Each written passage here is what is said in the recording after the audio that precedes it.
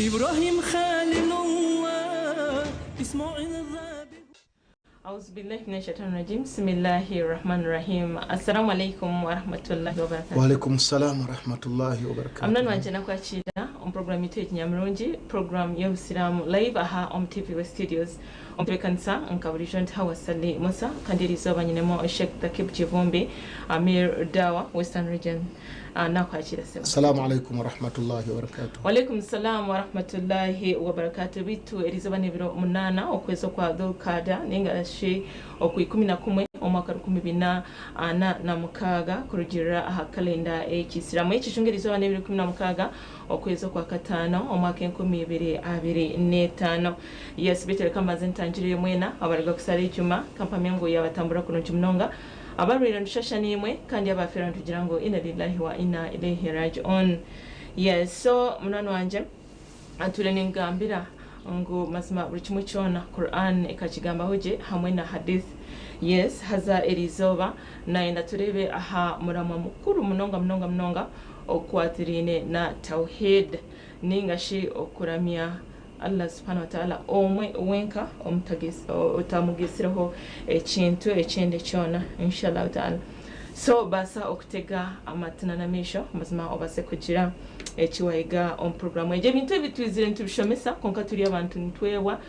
kandi no shango bundi abamwe nibo batahire dini so mbandi benda kwega so tugumiza mtu wena turi kwezusya atariho kwekwasa kintu cyona kandi ekitinku kimanya so umrama gwitiriza on studios omrundi ogonde hazana nikishabo tandikiro tushobora tauhid n'ikigambo cy'uruharabu nikimanyisa ki kandi Quran na hadithi n'ekigambo wacu. Naam, alhamdulillah wassalatu wassalamu ala amanu taquma dini ala burungi atina bajje batambula ne program ene yadda awatu saba Allah subhanahu wa ta'ala abasime era abawe nogoberera era Allah abanywereze ku murama guno gwenyirwe tuliko abantu baganda bange abatulaba mwenna nti guno gwe mulamwa ogwaleeta omubaka Muhammadin sallallahu alaihi wasallam ate yadde njogedde bwentyo nti era nziramu kusikirayo ddala okuviira ddala emabega nti gwe mulamwa gwaleeta ba anbiya'i alayhi musallatu wassalam sin nabi Muhammad yekka wabula bannabbi bonna gwe mulamwa ogwabaleeta kunnyonnyola bantu tawhidi era na kino abatulaba mukimanye nga mukijja kunze obanga mwongerera ddala okukikaatiriza n'okinyweza ba imamu abali eyo bakazi abali eyo ba mirati abali eyo abana alayhi bwe yagamba nti balighu anni walau aya ne swala zo sala ne dini jolimu guno gwe musingi kye kikolo kati oyino kumanya kyangu nnyo kya kusiiba na kusala na kuwazaka hijja abantu babano bali mu kweteekateeka naye nga toli musiraamu kyovula baba masokera ddala guno omulamwa yagumalako emyaka 13 ali kugusomesa tauhid emyaka 13 13 years emyaka 13 ngasomesa tauhid bagamba faraidhu maliya busika tanabagamba zakat tanabagamba hijja birrul walidaini gone bakadde babiri al ihsan okuyisa obulungi arkanul islam arkanid dini arkanul imani shurutu swala wajibati swala byonna nga tanaba kubigamba byonna na waqidhu wudu byonna nga tebinnaba kubeerawo yasooka emyaka waqidhu wudu byonna nga tebinnaba kubeerawo yasooka emyaka 13 years emyaka 13 nga ali mu kunyikiza akatiriza ate bakatiriza bali mu mirembe al-quruni al-mufaddalu emirembe ejja sukuluma emirembe ejyenkizo emirembe original emirembe emisunsule emirembe kwegamba ejitali ja rejula chovola banga yagamba sallallahu alaihi wasallam anti khairul quruni karni omulembe first class origin gwe gwange gwendiwo thumma alladhina yalunahu oluvanyuma gwe gwaba sahaba thumma alladhina yalunahu oluvanyuma gwe gwaba tabi'i ejaddirira jajja gisabulukuka kati emirembe ejali origin emirembe ejali emberenge nga temuli mazzi yamala emyaka 13 nga tannakwata ku nsonga ndala nganyikiza ate bali Allah yali yabawa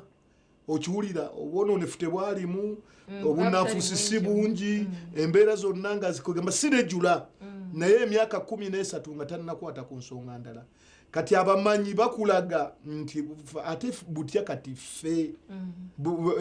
kwegamba butya ffe abantu abali mu rejula abatalina bwe tuli era kyova olabanga bannaqiida oba bannatawhidi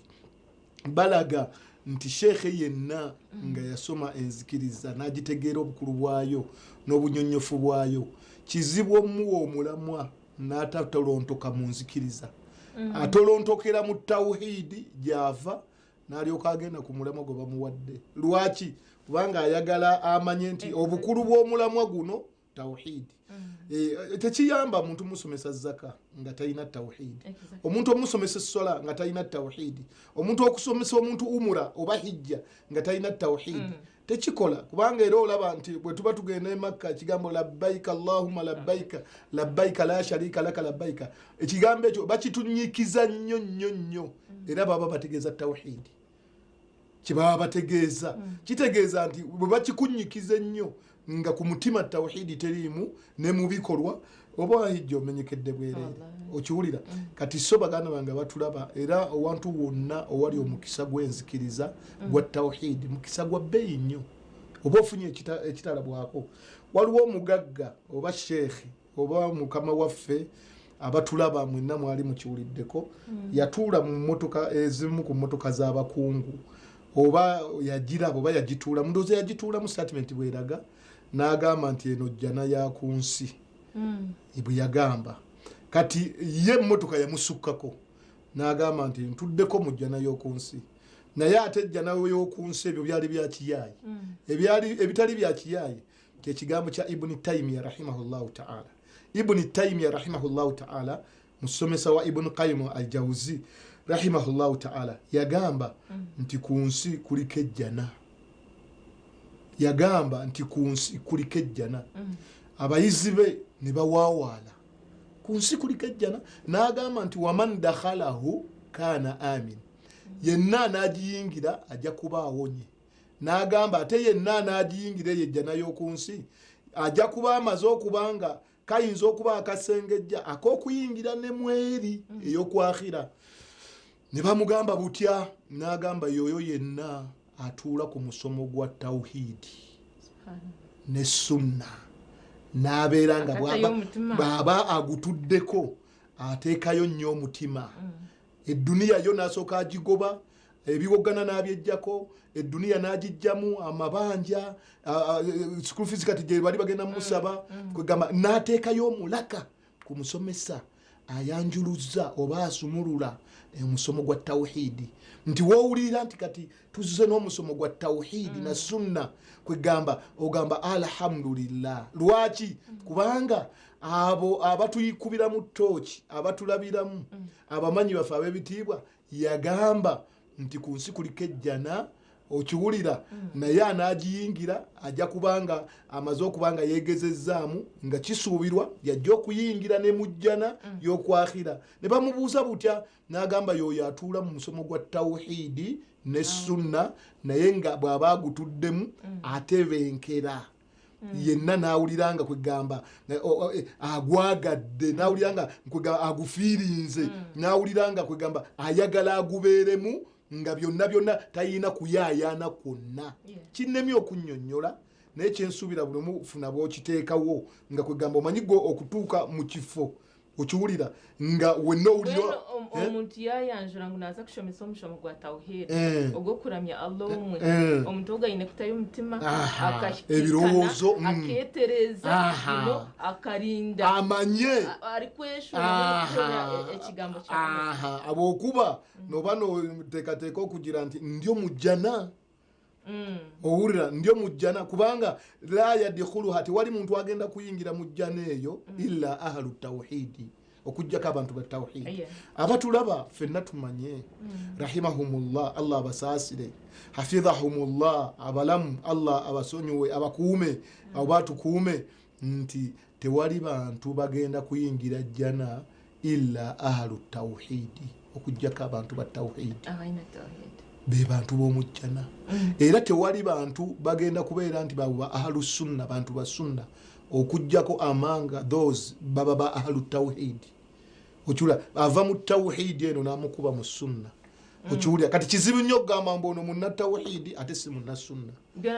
byonna ne bitambulira hamwe anti leeba omubaka sallama akagira hadisi ya Abdurrahman nti buniya al islaamu ala khamsi Usilamu bwazimbibwa ku mpaji 5 Usilamu bwine ennyomyo 5 bukombekerwa annyomyo 5 eyokubanza eyina step A and step B eyina emiringo ebiri shahadatu alla ilaha illa Allah wa ashhadu anna Muhammadan rasulullah shahadatu alla ilaha illa Allah tawhid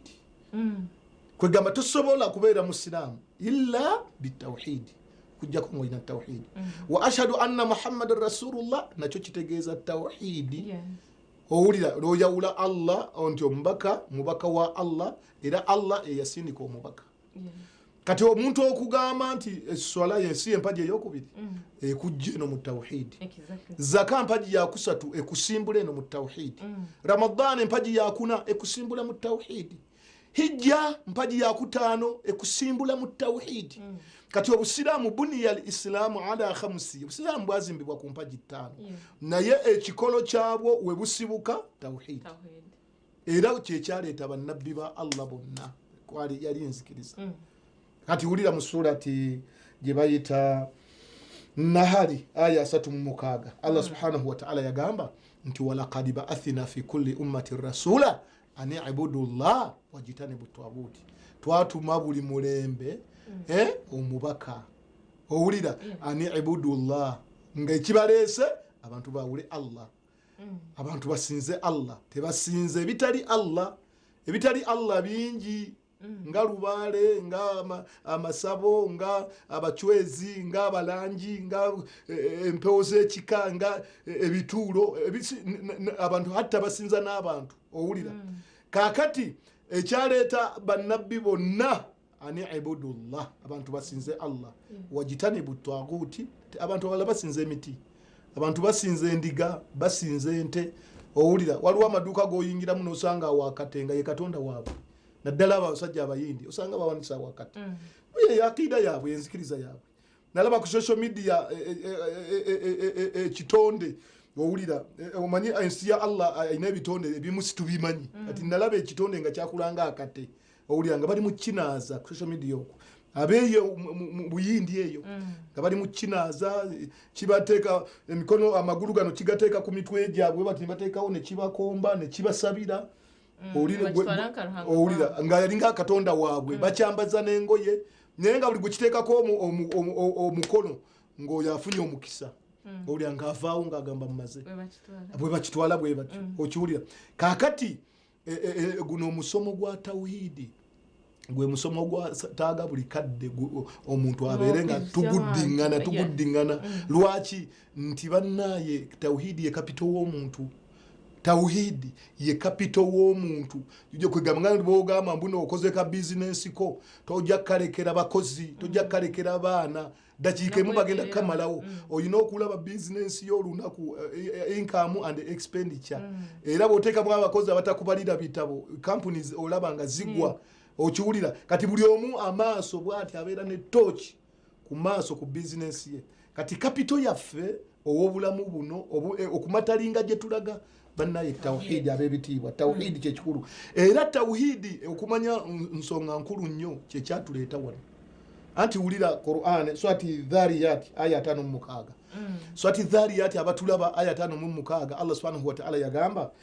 nti wama khalaqtu lijinna wal insa illa liya'budun sakola magege n'abantu okujjako nabikola kusinza Allah subhanahu wa ta'ala qala ibn qayyim al-jawziyya rahimahullahu ta'ala illa liya'budun ay illa limuwahhidun nti ebintu ebyo amajinni n'abantu n'amagege nabiki byonna byakolebwa kusinza Allah subhanahu wa ta'ala kumwewala butamugattako kintu kirala kyonna kyovola ba Allah yateekawo ekibonerezo kwabo bonna abanajja nga tebalina nzikiriza yateekawo ekibonerezo kyabo abanajja mu maaso ge nga tebakuumye nzikiriza ekibonerezo ojja kukisanga mu Qur'an mu suratu gye bayita Nisa aya 10:16 aya 10:16 abanajja nga tebalina tawhidi Allah yagamba nti inna Allaha la yaghfiru an yushraka bihi Allah tagenda kusonyiwa anajjanga yamugattako Allah tagenda kusonyiwa omuntu anajja nga yali ayina obutanga, yali ayina irizi, yali ayina rubaale, yali ayina endeku, yali ayina akalera, yali ayina akaso, yali ayina olubugo, yali ayina rubaale, ayina amakovu, ayina eminya, kwegamba ayina ebikere, owulira ayina abachwezi, ayina abalangi, kwegamba ayina amasabo, mukubi wa kitabo, mushiriku, mbwagaba omukisa. Abo Allah tagenda kubasonyiwa. Buyagaba mu Qur'an wa yaghfiru ma duna dhalika liman yasha. Allah alisonyiwe bila wali bayagadde naga wa may yushriku billah yenagata ku Allah faqad dhalla dalalan ba'id. Ababuze olubula olwewala. Owulya chovola ba Allah subhanahu wa ta'ala yayogera ku muntu omushiriku nagamba nti inna shirika la dhulumun adhim. Nti tewaliyo bulyaza amanya businga shiriki. Nti mazima omushiriku bwe bulyaza amanya obufemba yo bulyaza amanya bungi nnyonnyo. Owulira okukasukirira, okuwemula, okwenda, okubba, okutemerera, okulyaza amanya, bonna bulyaza amanya, okulimba, okugeya. Naye inna shirika la dhulumun adhim.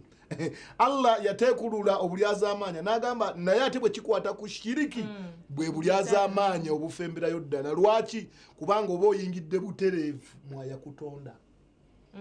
Oba oyingidde butereevu mu Allah jalla jalaaluhu ng'ate obujja bwa Allah yushiriku bihi shay'a ayabuduhu wala yushiriku bihi shay'a. Kumusinza butamugattako kintu kirala kyonna. So baganda bange ab'ebitiibwa batulaba batuwuliriza ensonga lwaki tuteekateeka zidduruusu ez'enjawulo nga tuziteekateeka abantu bawule Allah subhanahu wa ta'ala bafune enzikiriza ennamu. Nga darusu gye tuteeseteese ebukanga yisinjiro lugaaga etandika enkya 17-18 insha Allah. Enteekateeka we ziri wano ku 2 tugenda ku makya ssaawa 2 tukomawo ku Sande, tugenda lwa mukaaga tukomawo ku Sande 17-18 bukanga. Era abawalimu abebbeeyi ab'obuvunaanyizibwa bamashekhe okuva mu Mbarara, okuva mu Western, okuva e Buganda, bonna tugenda kubeera nabo bannyonnyole banyikize tawhidi. Kulwokubanga tawhidi ye kapito w'omuntu. Tawhidi kwe kuwona, tawhidi kwe kweyagala, tawhidi kwe kutaasibwa. Anoonya obugagga olina era kwekwata ku tawhidi. Owulira anoonya obwavu era leka tawhidi. Kubanga ye shiriki aleeta obwavu. Lwaki? Nti abashiriku Allah ajjawo omukisa ku shiriki, Allah ajjawo omukisa. Tuvola banga Allah subhanahu wa ta'ala yagamba mu Qur'an surah Araf nti walau anna ahlul qura amanu wattaqaw lafatahna alayhi barakatu minas samai wal ardi. Nti singa abantu b'ebitundu bamanya ne batya Allah, singa abantu b'omu kitundu, abantu b'omu Western wano bamanya amanu bakkiriza ne batya Allah subhanahu wa ta'ala, Allah agamba nti la fatahana alayhi barakati minas samai wal ardi. Allah yali fulumiza, Allah yali sizza emikisa okuva mu ggulu ne mu nsi. Kitegeeza nti singa bafuna tawhidi, singa bafuna okubeera nga Allah bamwawula, Allah nga tebamugattako, Allah nga bamanya obukulu bwa Allah, nga tebalina yirizi, tebalina misale, tebalina babakeberamu, tebalina nti ono amma omukisa ono agaba omukisa, nga tebalina nti ono wakisiraani ono si wakisiraani, nga bamanyi nti Allah subhanahu wa ta'ala fa'alu lima yuridu yasalamu. Abantu ne bategeera amanu nga bakkiriza Allah ne babeera nga bamanyi kadari nti ono agaggawala ono yavuwale. Naye abantu si bakkiriza, abantu tebamanyi kadari ya Allah. Owulira naye mu tawhidi omuntu okukakasa tawhidi wa Allah subhanahu wa ta'ala omuntu alina okubeera nga watu'minu bil qadari. Era ku mpazi z'obukkiriza omukaaga empaji efembayo watu'minu bil qadari n'okukkiriza okugera kwa Allah subhanahu wa ta'ala khairihi wa sharrihi min Allah ta'ala. Kati hadha huwa al-aqida, hadha huwa at-tawhid. Yoyo tawhid atali mu mazzi okiwulira nobeeranga kyotanafuna nga si kikyo nomanya nti ekyo si kyange, nobeeranga kyofunye nga kikyo nokkiriza kino kyange. Kati omuntu nabeeranga tamenyeka lwaki? Kubanga alina yakini mu Allah ayina tawhid ayina okwawula Allah subhanahu wa ta'ala era nga Hasan al-Basri yagamba nti alimu tubunze wenamanya anna rizqi mazima riziki yange lam ya'khudhu li ghairi tegenda kwatwako mulala yagamba fa atma annul kalibi kyeva natebenkera nesibera nansalwa nesibera nange nesibera na fitina nesiwanka wanka nesirumba lumba abantu nesigamba gundi yansibye mu bwavu kubanga Allah subhanahu wa ta'ala gundi yanjole ettaka ogundi yantwalidde emikisa yange tewali atwalira munne emikisa Allah subhanahu wa ta'ala ye mukisa okiwulira yagamba nti ono mutadde ono mukutte okiwulira mu mbeera ezifaanagana wahakadha baganda bange ababitiibwa era ku bukulu bwa tawhidi Allah subhanahu wa ta'ala yagamba ya ayuha nnasu taquu rabbakum alladhi khalaqakum min nafsin wahida ya ayuha nnasu abange mu abantu bekamwenge ya ayuha nnasu abe Fort Portal ya ayuha nnasu abe Kampala ya ayuha nnasu abe Kyegegwa ya ayuha nnasu abantu mwenna owulira abali mu nsi ibudu rabbakum musinze Allah wammwe ya ayuha nnasu taquu rabbakum muti Allah wammwe owulira alladhi khalaqakum min nafsin wahida oya yabakola mu mwoyo gumu okiwulira Allah fe okutukola wano n'atuteeka wano mu kyasa kino twali emyoyo gyaffe weegiri nga giriranye egy'abannabbi okiwulira naye era nga gyegimu gyegiriranye egy'abasahaba gyegimu gyegiriranye egy'abatabi'i owulira ffenna twali mu kisaawa awo kimu naye nga ajawudde owulira n'agamba nti ono original ono regular bano basaana bwa nabbi bano basaana bwa basahaba bano basaana bwa batabi'i ono asaana bwa imaamu ono asaana bwa kadhi ono ate asaana bwaki bwa dokita kwegamba byonna biri awo ye Allah yajjamu bujja n'agamba bano kati fe Allah yalaba nga tetusobola mirembe kutuufulumiza mu biseera bya bannabbi tuli bayaye bya basahaba tetujjayo tuli rejula nnyo tusaabula kyava yatukuba eno giyagamba mu mirembe kwegamba egifembayo egiriregula naye alkuruni alimufaddal emirembe ejasukuluma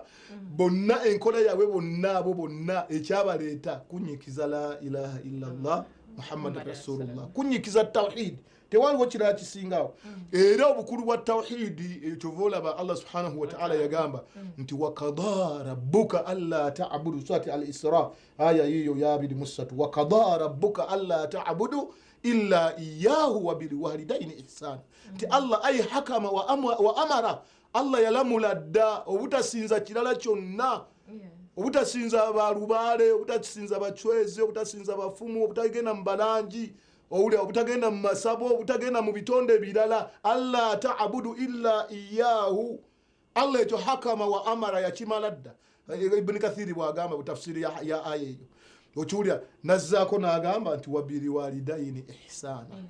wakada rabbuka alla ta'budu illa iyyahu wabiri walidaini ihsana Allah yalamula dda obutamugattako shiriki yenna wabiri walidaini ihsana obukulu bwa Allah subhanahu wa ta'ala okiwulira era bwe yali Allah subhanahu wa ta'ala asindika omubaka Muhammad sallallahu alaihi wasallam Yusufu yagamba nti qul hadhihi sabili adu ila Allah ala basira ana wa man ittaba'ani قل هذه سبيل أدعو إلى الله محمد صلى الله عليه وسلم بغامر نوري كوبو أدعو إلى الله abantu babazze ku tawhidi ad'u ila Allah ay ila tawhidi min ash-shirki wa ila sunna min al-bid'ah kugamba abantu bazze ku tawhidi ne sunna obatase bid'ah ne shirki nga Ibn Qayyim al-Jawzi rahimahullah ta'ala yagamba nti abantu bamiteke esatu tibagenda kwesima nagamba asoka ye mushiriku tagenda kuona maso ga Allah subhanahu wa ta'ala wali mubtadi'i ne munabid'a tagenda kuona maso ga Allah subhanahu wa ta'ala so baganda banga abakiriza abatulaba tetuzanyisa kapito waffe kapito bannaye bwakuggwako kapito n'amalo akuggwako ya akhil karim ya fazali sulenjala naye kapito mkwate bulungi okiwulira family ekubole kawata bulungi kapito okiwulira ekitundu kikuchawe naye tokwata ku kapito owulira obere muvi bakwogerera agagambo okiwulira tokwata ku kapito Nabi sallallahu yagamba nti al-qabidu ala dinihi kal-qabidu ala al-jamri alijja ku akhiru zamani eno nanyweze dini ye ajja kubanga akutte eryanda ery'omuliro bwati eryanda likwatika yahe kati buli lwogamba nti kanyweze tawhidi okubibwa mu buli mpuyi okubibwa mu maaso n'okubibwa emabega n'okubibwa ebukiika n'okubibwa eno owulira ebigambo yahi olowooza yasoose eddiini olowooza ffe tumanyi eddiini olowooza gwe tusooka mu busiraamu olowooza twakalaba yahi kwegamba shaitaani minal jinnati wannasi bakusindikira zimizairo zokka kati abantu ba tawhidi ku nsi tebeeyagala kubanga okweyagala kwabwe kuli maaso gani ga Allah subhanahu wa ta'ala tusaba Allah subhanahu wa ta'ala atufuule ba ahadu tawhidi kubanga bannabbi ba Allah bonna bali bantu ba tawhidi era Allah yabajja abanyonyola mu surati An'am aya ya 18 aya surati An'am surati Al-An'am Allah yajja abanyonyola aya 88 yajja abanyonyola n'abawaana n'aboogerako bulungi n'abasuuta naye wansi yagamba nti walau ashiraku la habita anhu ma kanu ya'malun walau ashiraku la habita anhu ma kanu ya'malun nti singa mwangattako ba Sulaimani ba Ibrahim Yasaa Zakariya Musa Yahya Hudu Yunus Yusuf singa mwangattako Allah wanagamba nti la habita anhu ma kanu ya'malun nalisazizzamu ebyo nabi mwaso kukola bannayo kumanya tawhidi kikulu nnyo omuntu bwafanga tayina nzikiriza shariye gamba tetukusalira na kusalira munagayo tukusulayo busuuzi era abakusalira bafuna omusa okay barakallahu fikum ni jamani wanje wahura taza kubanza tuze wakache omukahumuro ntugaruka batakaruga illallah Allahu akbar Muhammad Rasulullah Ya Habib Allah Ibrahim Khalilullah Ismail Zabih Nehinda Nehinda Nehinda Nehinda Nehinda Nehinda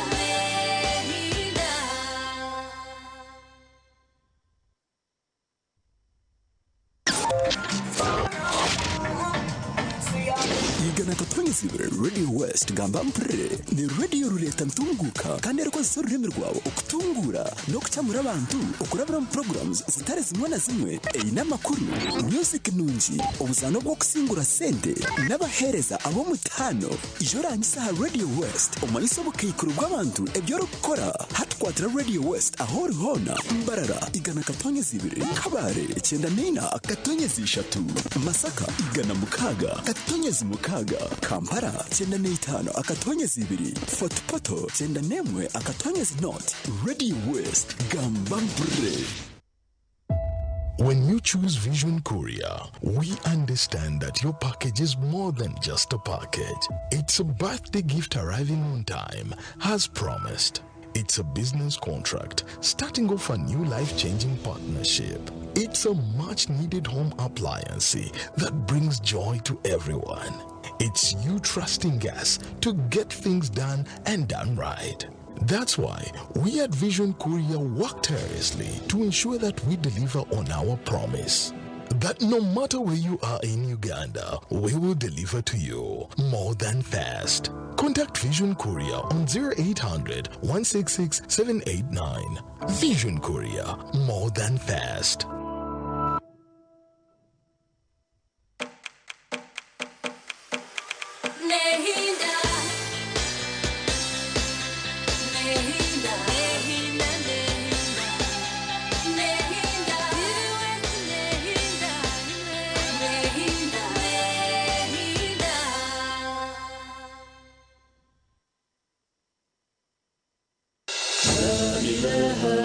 illallah Allahu akbar Muhammad Rasulullah Ya Habib Allah Ibrahim Khalilullah Ismail Assalamu alaikum wa rahmatullahi wa barakatuh. Wa alaikum assalam wa rahmatullahi wa barakatuh. Nano wanje nakwakira yonka humrako deka tugumizemo na program itu nyamronji program y'Obusiramu live aha on TV Studios. nchindemo Sheikh Takibo Chivumbi Amir Dawa Western Region akantin tureba ahanshonga nkuru mnonga ekwatire na tauhid no kuramya Allah subhanahu wa ta'ala wenka ataruku mugitaho ekintu ekindi cyona kana no kwikiriza ngo Nabi Muhammad sallallahu alaihi wasallam ne ntumwaye. Yes, so omuri byo ne byokora rebeka ngo ine tauhid kandi bareba ngo tauhid anigwo musingi gwenyikiriza y'Ubusiramu wabo tine tauhid ekikumanyise bindi byona tobiyine aho kuba pillars ningashi enyomyo z'Ubusiramu zemerire ahari tauhid, you know, zona zemerire ahari tauhid ekikumanyisa ngo tauhid wabo tajine biri ebyo kusala ebyo kusiba okuhazaka kuzama akakora hijja byona nibiba bitari kikuru no kubanza okemerezaho tauhid inshallah ta'ala. Shena nkushabuka misemo tushobore ahabukuru bwa tauhid. Naam, ahmaduhu alhamdulillah wahda wassalatu wassalam ala Muhammad ibn Abdullah wa ala alihi wa sahbati ajma'in. Abatulaba naje muri ngawe tuzetu banyenyola bi idhnillah nti banabbi ba Allah subhanahu wa ta'ala bonna kawefuwe gwe bajjanaye yali tauhid. Era Allah subhanahu wa ta'ala yensonga lwaki yabatuma tulabimu aya iri mu surati an-Nahl. Allah subhanahu wa ta'ala aya ya 36 nti walaqad ba'athna fi kulli ummati rasula an ya'budu Allaha wajtanibu at-taghut. Twatuma buli mulembe banabbi walaqad ba'athna azma twasindika fi kulli umma fi kulli ummati buli kibinja oba buli kibinja. Kigambo ummati kina amakulu 8. Kigambo ummati kina amakulu 8. Okiwulira mulimu ummati lokitegeeza omuntu omu. Okiwulira nga Allah mu Qur'an yayita Ibrahim umma. Okiwulira kati mulimu ummati bwe kitegeeza gurupu abantu abangi. Aha bana umma owulira umma yagundi kiswe bityo. Ate umma mulimu lwe kitegeeza era ensonga kireta amakulu 8. Okiwulira kakati kisinzira mu statement ki eberiwo oba jolese okutegeera jo kikozesezaamu. Kati Allah subhanahu wa ta'ala yakozesa ummati nti buli mulembe twasindikako omubaka. Okiwulira ani ibudullah, abantu basinze Allah. Walaqad ba'athna fi kulli ummati rasula an ya'budu Allah. Ngekibasindikisiza abantu bawule Allah. Owulira basinze Allah kubanga ibada etalina tauhidi malla ibada wato ina tauhid wato ina ibada. Ibada etaliko tauhidi teba ibada. Okiwulira odoka kubanga ibada Allah subhanahu wa ta'ala ngo mutongoza era abasalafu abalongofu beralikiranga nnyo emirimu gyabwe. Kyovola banga Sheikh yagamba nti shurutu kubulla amali Ibn Qayyim Jawzi yagamba nti al-ikhlas wal mutabaa. Owulira okwakwaliza obutuse emirimo buli bubiri al-ikhlas okola kulwa Allah wal mutabaa. Ila Allah subhanahu wa ta'ala yagamba wama umiru illa liya'budu Allah mukhlisina lahu ad-din. Okiwulira kati wal mutabaa ngogoberera omubaka sallallahu alaihi wasallam kubanga Allah yasindika bannabbi. Kyovola bolwalero nti betusanga nga okola omulimo naye nga enkola gyogukola ogukola nga nabbi Isa bwe yagukola oba nabbi Musa oba gwa Zakariya oba Ayubu oba Yunusa kubanga buli omu yaweebwa ekitabu n'ebiseera ebyo ne bwalina okukola omulimo. Kuba abantu ba Musa basalanga Eswalemu. Kati olwaliro naawe bw'oba ogoberera abantu abo kitegeeza nti omulimo gumufu kubanga kati oli mu kisanja ekyamubaka Muhammad sallallahu alaihi wasallam. Abantu ba Nabbi Musa Allah yabagana okulya amasavu abannabbi Musa. Kati bwogamba nti sirya amasavu ng'ogobera Nabbi Musa ate nga gwoliko Nabbi Muhammad sallallahu alaihi wasallam ye nga ate yali agalya kiba kitegeeza nti ibada gyokola tawkifiya oba mutabaa oba ovudde ku mulamwa. Owulira kakati olina kubeera nga ogoberera Nabbi sallallahu alaihi wasallam kubanga wa huwa khatama minan nabiyina wenkoyero mu bannabbi era ye yajja n'amateeka ge. Kyovola banga obusiraamu bwazimbibwa ku mpaji 5. Empaji esooka eriko ennyingo ey'okubiri wa anna Muhammadan rasulullah ye sunna buli kimu olina kukola nga nabbi Muhammad sallallahu alaihi wasallam bwe kyeyakola tolina kuva kuluma olina kubeera nga amaaso otaddeko bwoti ng'olabayo nga tolina tooki ng'okubayo ng'obeera nga okola eddiini nga Allah subhanahu wa ta'ala bwe yagiragira bannabbi be kubanga bo tebagikumpanya ate tebagikyusa era Allah subhanahu wa ta'ala kyova nga yagamba nti al-yawma akmaltu lakum dinakum wa atmamtu alaykum ni'mati wa raditu lakum al-islam diina kati bitso baganda banga batulaba nti tauhidi ye capital wasooka tauhidi ye zabuwo ye golodiyo bwe bugaggabo tauhidi gwesiima owulira Allah subhanahu wa ta'ala bwe yali ayoga ku bantu ba tauhidi yagamba la yamutuna fiha wala yahya la yamutuna fiha wala yahya nti tebagenda kubeera mu jjana nga tebafudde ate nga si balamu obulamu bwe baali bategeeza buno obulamu obw'okugenda emmanju wala yahya obulamu buno obw'okugenda emmanju obulamu obw'okutawaana n'okwoza obulamu obw'okutawaana n'okunaaba okiwulira obulamu obw'okuguluba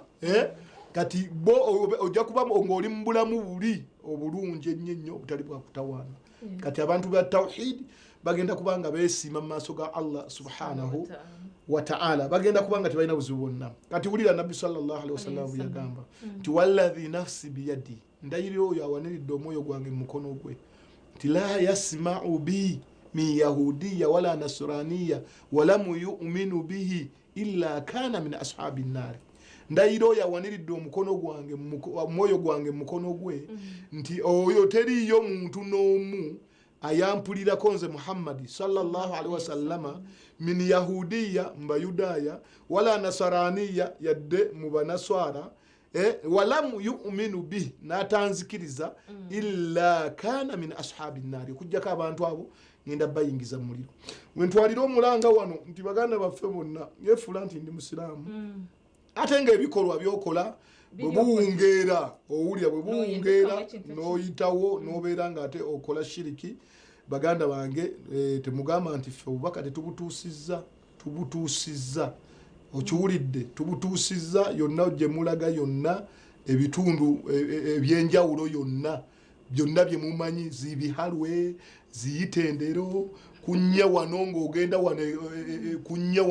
wano ku lweyisinjiro wano owula yonna mwe gye mwambala ebikaaya ne mugendayo okiwulira baganda bange ffe tumaze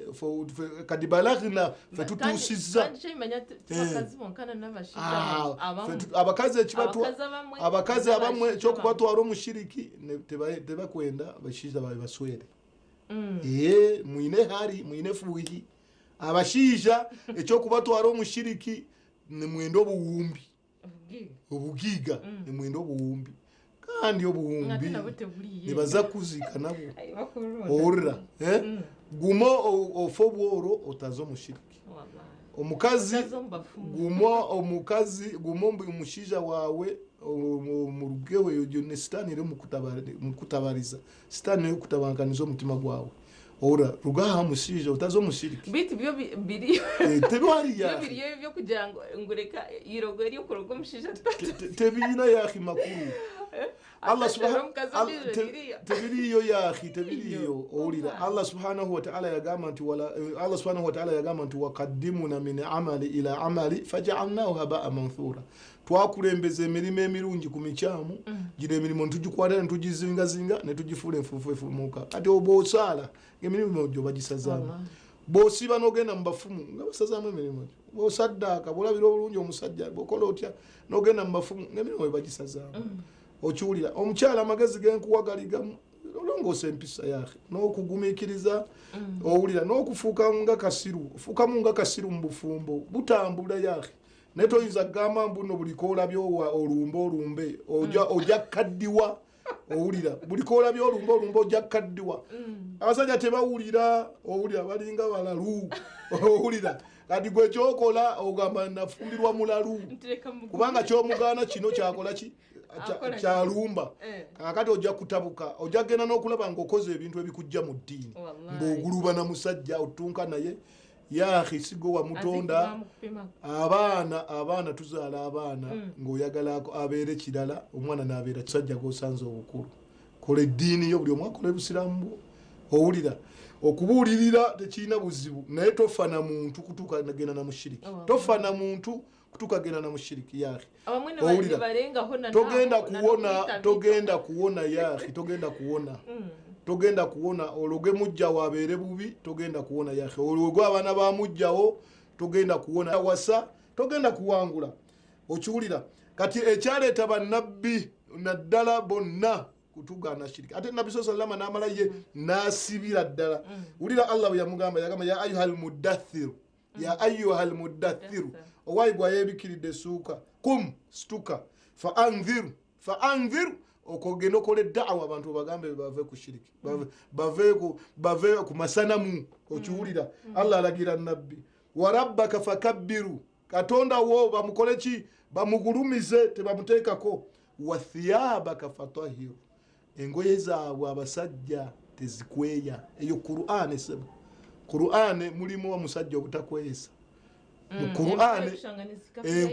empale tezikarenga bukombambule kiri bwe bukongovule naye kirabika oba kyalunya Rwanda ekyo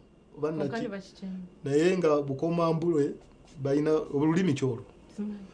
ati olulimi oba lujjeeyo bugulu gundi eyo bundi bujjeeyo owulira engoye z'omusajja tezisukka bukongovule okiwulira kakati eddiini eyina gundi eyina constitution eddiini eyina boundary eddiini eyina system eddiini kati gonna gikolera ki kati owulira kati abamanyi baffe baleeta tafsiri oludde tafsiri gwe baleesa wa thiyabaka fatahhiru omusajja tokweyisa kati tuli mu tawhidi kati atera gye tulaze